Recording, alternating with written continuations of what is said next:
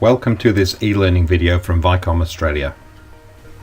In this user training presentation, we're going to look at operating the Inno View 1 Active V-Groove Splicer.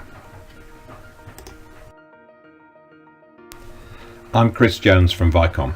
This is another of Vicom's technical training presentations, this time for optical fibre technicians who are being introduced to the Inno View 1 Splicer for the first time.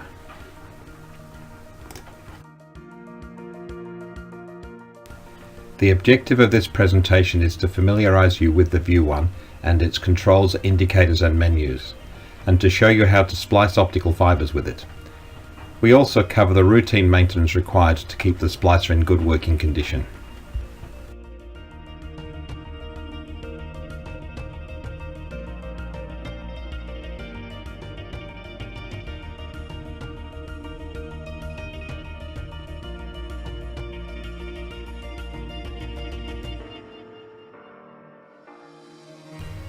But first, please read this notice which explains the basis upon which we provide the information in this presentation.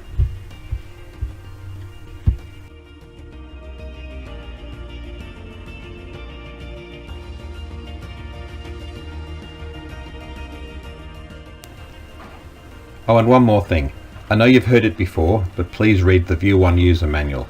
It contains all the detailed information you need to know. And as always, if you have any questions or need help, please contact us. You'll find the details on Vicom's website.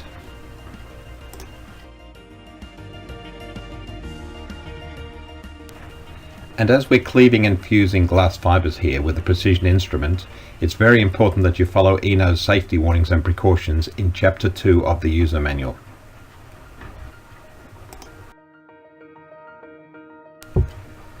Okay, so let's get started. V-groove splicers have been around for a long time and offer an economical alternative to the fully automatic core alignment splicer for many applications. The downside of this technology is that fibre alignment before splicing is not as accurate, and hence the finished splice quality is typically not as good. Inno's innovation is to develop their active V-groove technology for the View 1 splicer that significantly improves pre-fusion fibre alignment and hence finished splice quality. The good news is that this is still an economical alternative to fully automatic core alignment splicers. The View 1 is fast, compact, effective and user-friendly.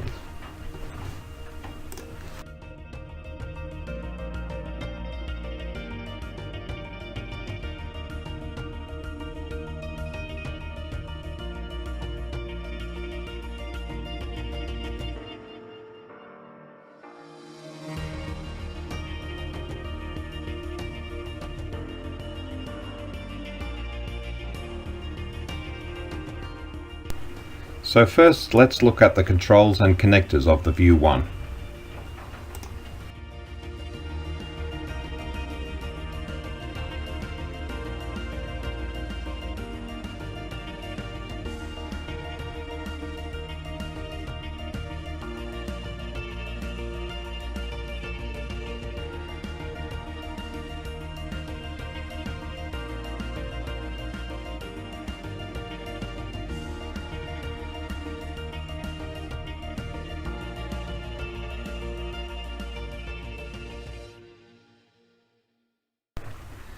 And now a more detailed look at the control buttons and indicators.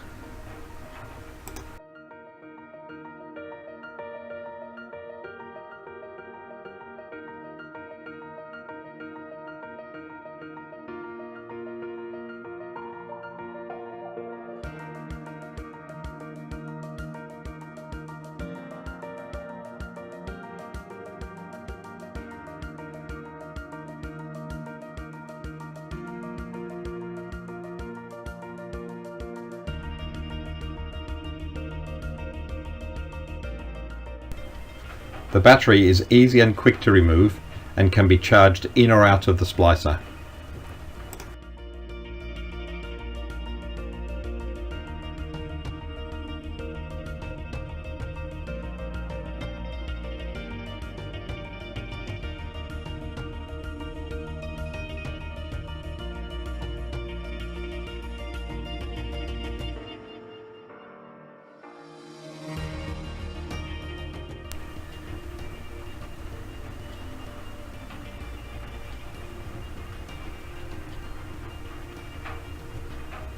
As you power the unit up, you'll notice the screen angle and brightness may be adjusted to suit your working environment.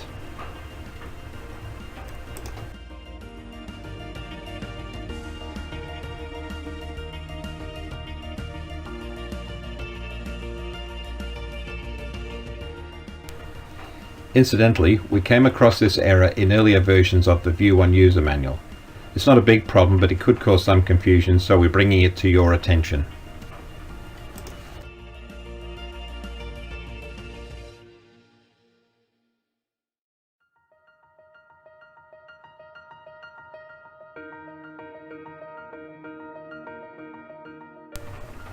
The touchscreen display's main menu allows you to select 5 submenus, and we'll now cover each of them in some detail, starting with the System Setting menu.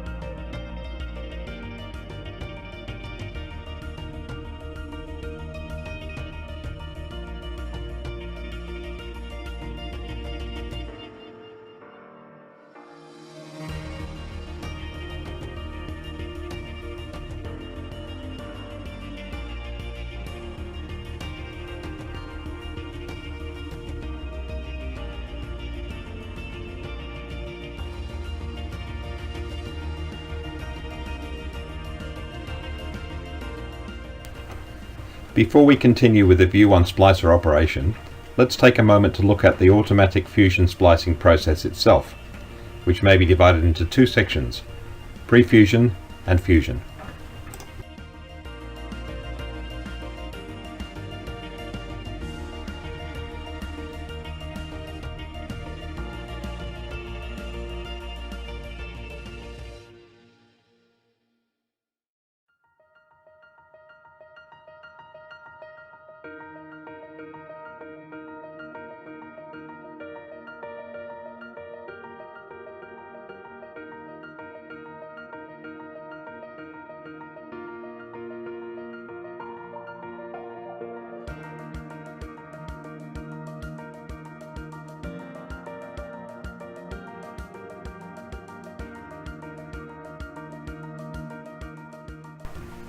The 2 most important parameters are arc power and arc time, and as you can see there's a complex relationship between these 2 parameters and the motor motion.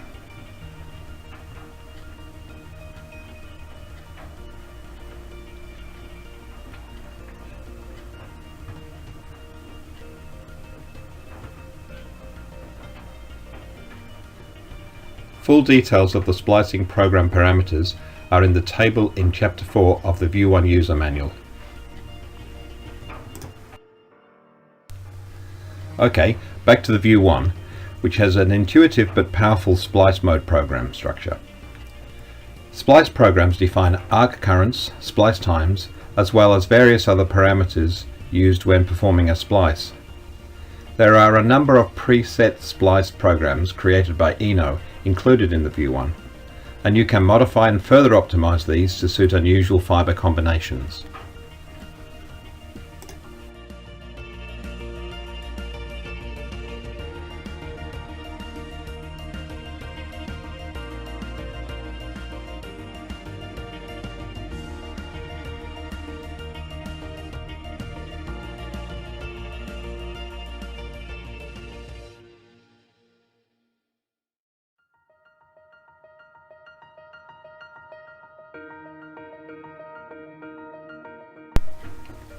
You have control over other splicing parameters using the Splice Options screen.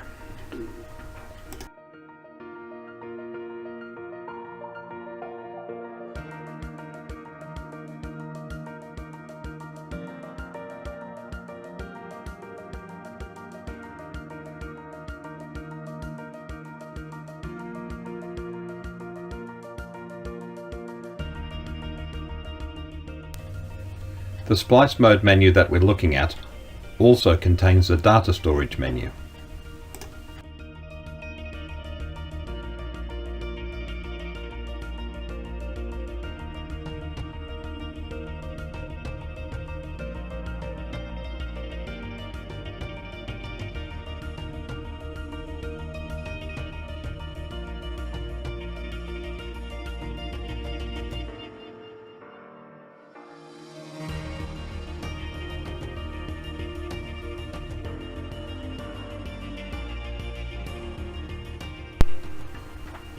After splicing, you need to heat shrink the splice protector in position. The heater mode menu gives you access to the heat modes preset by Inno, along with edit features to allow you to create, save and recall your own.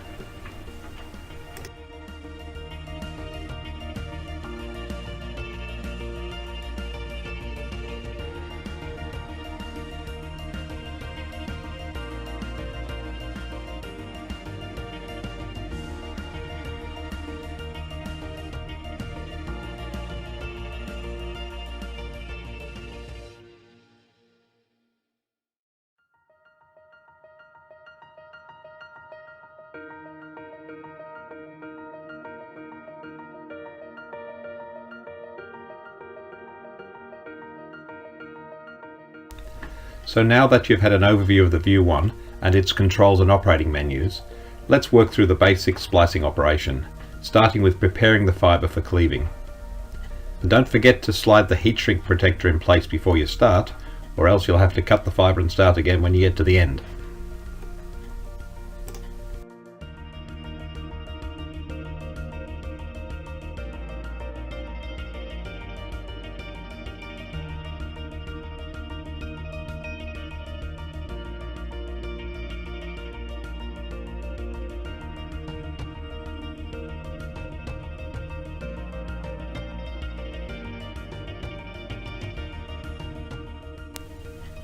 Cleaning and cleaving is a critical step in the process, and it takes a bit of practice to consistently do this right.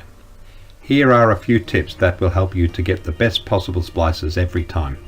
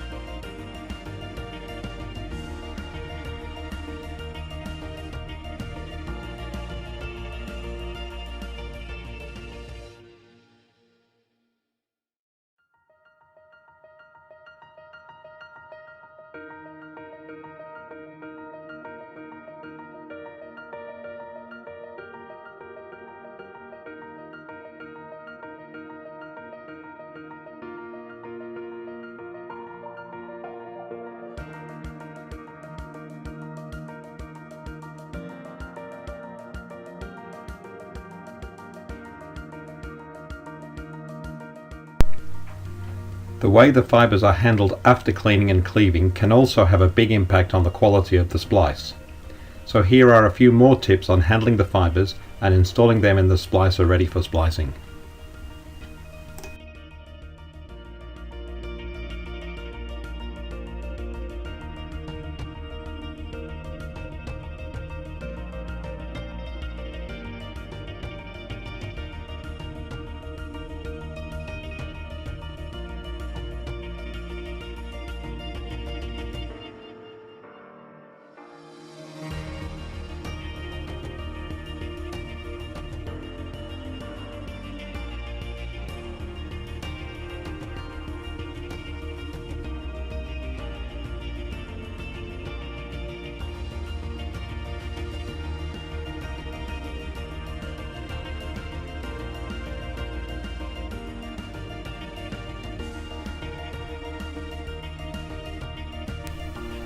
Before the arc splicing process actually takes place, the splicer displays the fibre ends in the image area of the display, so that you can inspect them for cleanliness alignment and the quality of the cleave. If there's a problem, you'll need to take them out and prepare or position them again.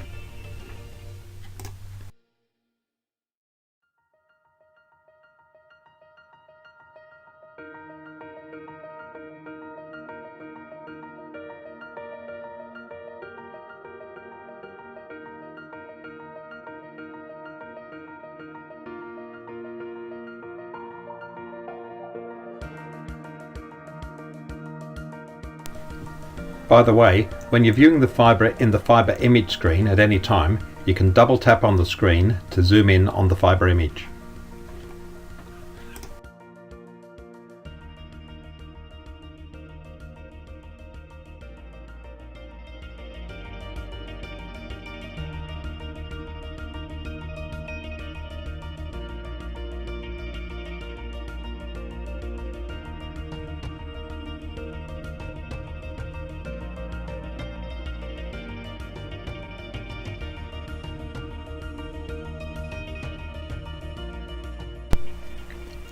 So now we're ready to start the splice itself.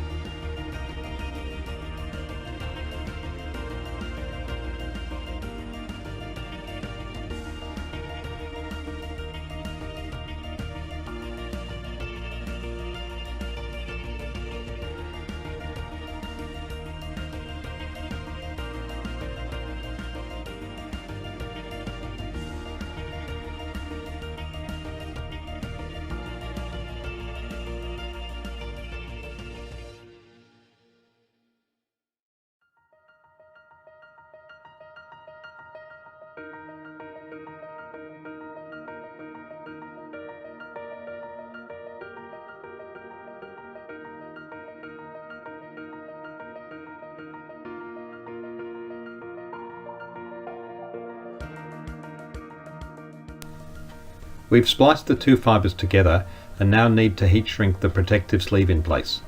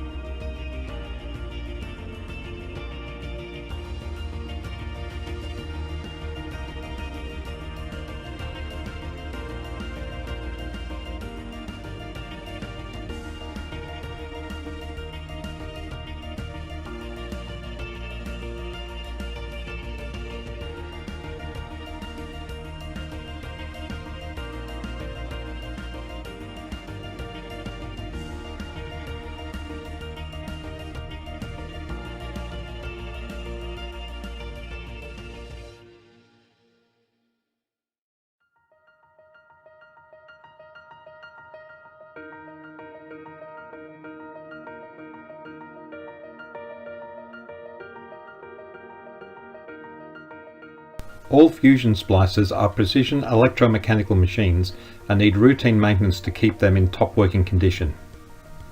There are a range of routine maintenance operations that may be performed by the user without the need to return the view on to Vicom for service.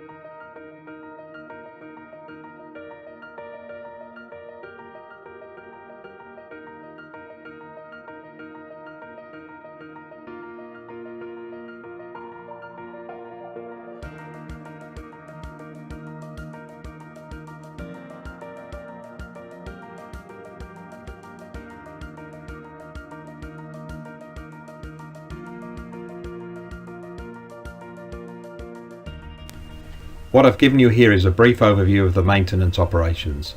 You need to read Chapter 7 of the user manual for full details. So that's it for the Inno View 1 Splicer operation training. You've had an overview of the splicer, including its controls and indicators. You've had a detailed explanation of the menus and their structure, and you know how to operate the unit. You also know what routine maintenance is required and how to look after your splicer.